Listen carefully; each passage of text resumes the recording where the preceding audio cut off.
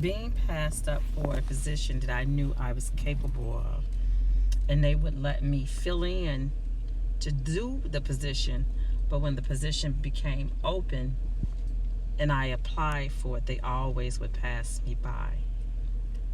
And then they allowed me to work in the position for 2 months, fill out an application, and they hired someone totally different. Well, I grew up in a household with my grandmother. Not to say that my mother wasn't there, she was. She was just a young mother. So my grandmother shaped me, and my mother helped mold me. And my grandmother gave me the religious background of knowing that God is capable of anything. And then we used to do what was called A&P stamps. A lot of you young people don't know what it is, but it's stamps that you put in a book and you can redeem it for something else later on. So I learned how to coupon because of my grandmother. So I would say my grandmother shaped me, and my mother just came along and molded me later on, well, in the years coming.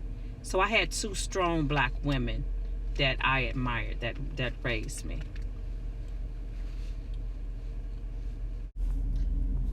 For the most part, yes, they did shape me to survive the world and how to live in it. But they didn't prepare me how to live without them. That has been my hardest hurdle to get over. But they left a foundation in me that I know where my sources come from. So yes, they prepared me for the injustice of what the world holds. They prepare me for when life gets hard. They prepare me when it comes to management, of managing money and knowing that family is first. So for the most part, yes, they prepare me for the things I have faced in the future. I'm 59 and a half. My birthday is May 20th, 1960. I started the Tribune September 29th, 1983. I was 23 years old. Well, if you know the Tribune, when I walked in the Tribune, it was racist, but it wasn't to the point where it was blatant racist. It was little things. The job I started off with was called a copy clerk. And they made you feel like you were below the earth. Gradually, maybe my personality, it overshined some of the deviantness that some of them had. But the Tribune offered benefits, and it offered me what I needed during that time. But the Tribune really never got away from racism. It's just how they went about doing it. To the point where you would get passed over for positions, or it was always the boys club, or whatever the case may be. So it all just depends on how it was demonstrated during those days. And you had to be strong or you would not survive. And I was blessed to be strong enough to survive. So because of that, I survived the Tribune to the point where I won awards that, first, no African woman had ever won. 2, I got hired to be a supervisor. No African woman had done. So I climbed a lot of hurdles, believe it or not, at the Tribune. So that's my story at the Tribune, and I survived it for 27 and a half years.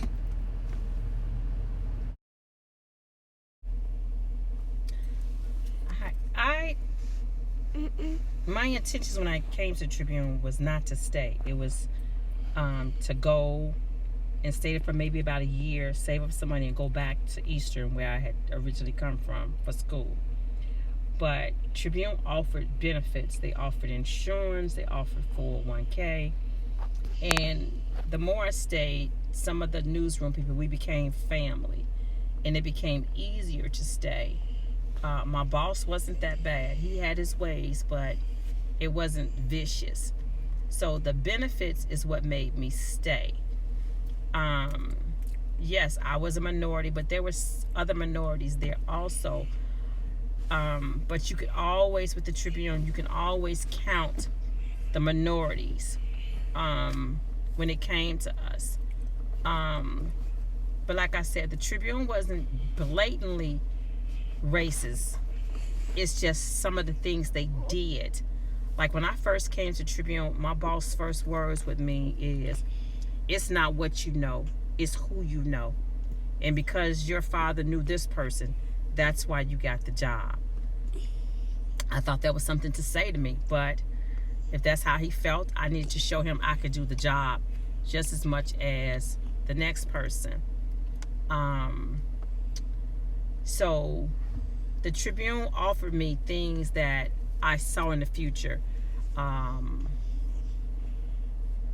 it paid off, because Tribune allowed me to have a family, to buy a house. So those were the reasons I stayed, because the good outweighed the bad in the end. And yes, I was a minority in the newsroom, but I made the best of it. And it worked out in the end. No, I really never thought about quitting, only because life is not fair. It's what you make it. And there was no need for me to quit, but the simple fact is, who's to say I went somewhere else and it would be better? So I just made the best of what I had. And eventually, some days were better than others, believe it or not. Over the years, some good people came in. And like I said, my personality, by the grace of God, I convinced a lot of people that nastiness was not the answer. So I got along with people that I didn't think I was going to be able to in the end. And I guess it was just them getting to know me and me getting to know them. So no, I really never thought about quitting at all.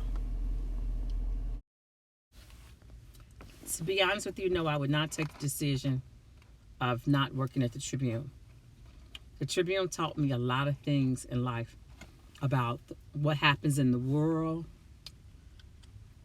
how people perceive to see African American people, how a lot of times African American people were displayed in a newspaper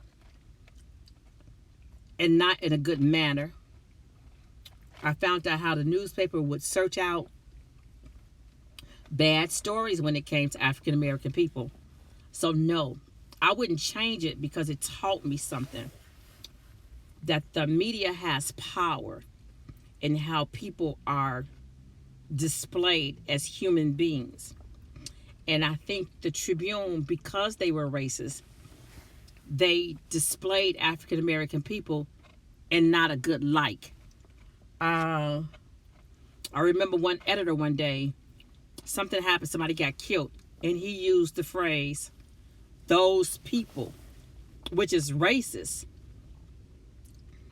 And I called him on it. What do you mean, those people? So no, I wouldn't take back working for the Tribune, because I learned a lot when it comes to the power of the media. As far as me winning the Outstanding Achievement Award at the Tribune, it was shocking for me. One, because no copy clerk person had ever won it. Two, I did as a black African American woman. So it was a double-edged sword. I was an African American woman. No, I take that back. I was African American and I was a woman. That's what I mean, double-edged sword.